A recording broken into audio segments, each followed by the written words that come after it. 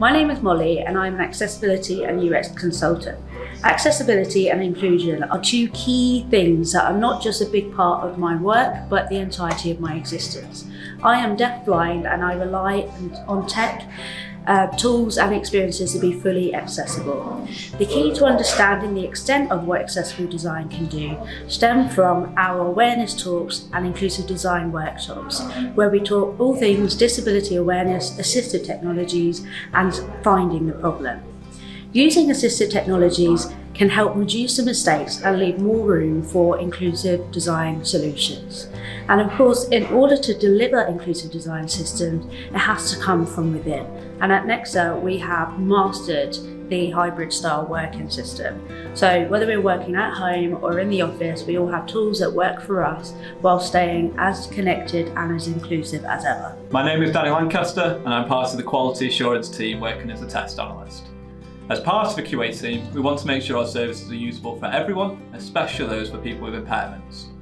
By putting accessibility test cases within our processes, both from an automated tools such as AxDev tools or SiteImprove, and manual tools and techniques such as assistive technology and working with adaptive content, we can help identify and remove potential barriers for users accessing our services.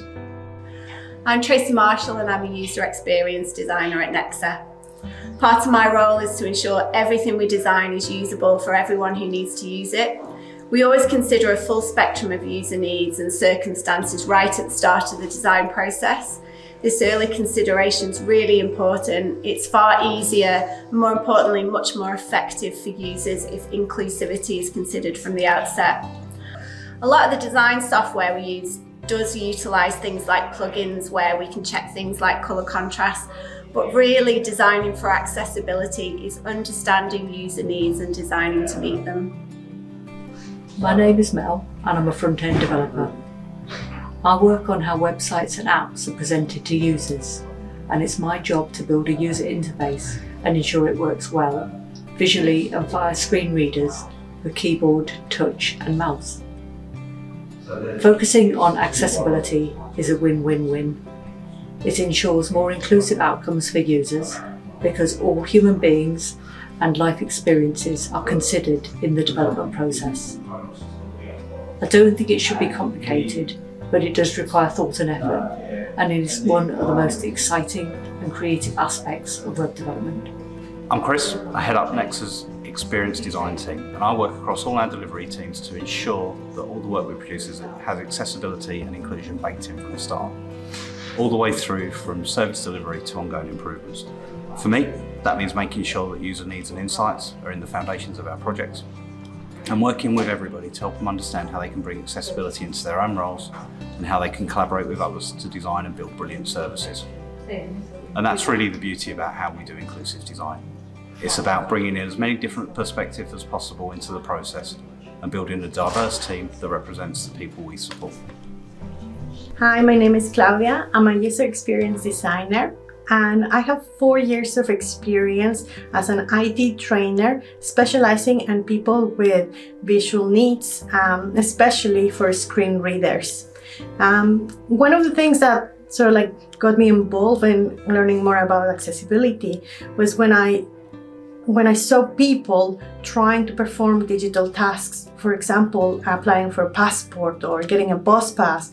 And when a website wasn't properly designed, they couldn't do it. So they had to get help from people like me or someone else they trusted. And this was just mainly because a website was badly designed.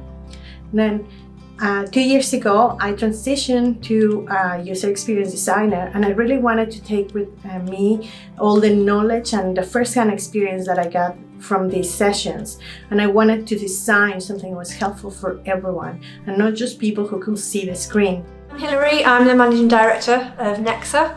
I've worked with accessibility for quite a long time, kind of off and on through different roles. So my background is in content design, and going back to kind of the early government web, then there was a big push around accessibility. It was actually a really big thing. So a lot of local government, there were awards, there were plugins and tools, and I think it kind of waned in the middle of kind of the 2000s because marketing and apps and segmentation started to dominate the industry and how things were designed, and we sort of pushed the needs of disabled people out into that kind of edge case, which we don't believe is the right way to view things, but unfortunately that's kind of how a lot of people have come into the industry. So accessibility can be seen as an add-on, a nice to have, a specialist niche thing that you do for certain people, rather than centering the needs of disabled people around all that you do when you're designing stuff.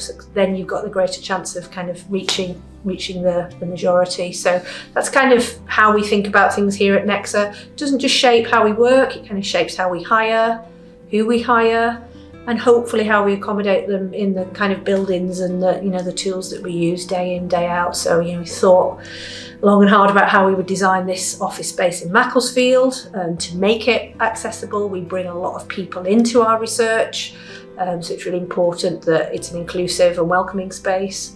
And the tools we use day in, day out to kind of communicate, particularly over the last 2 years, are very inclusive. We can always do more. Corporate software is not great, but we try and use the accessibility features of the products that we use.